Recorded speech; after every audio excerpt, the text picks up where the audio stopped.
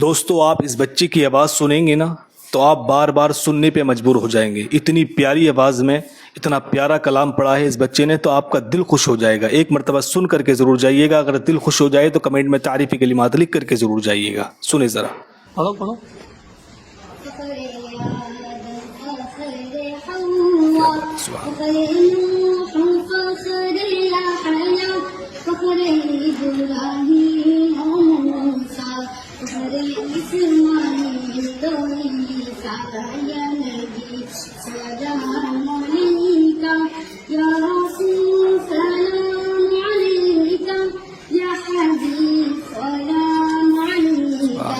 صلوات اللہ علیہ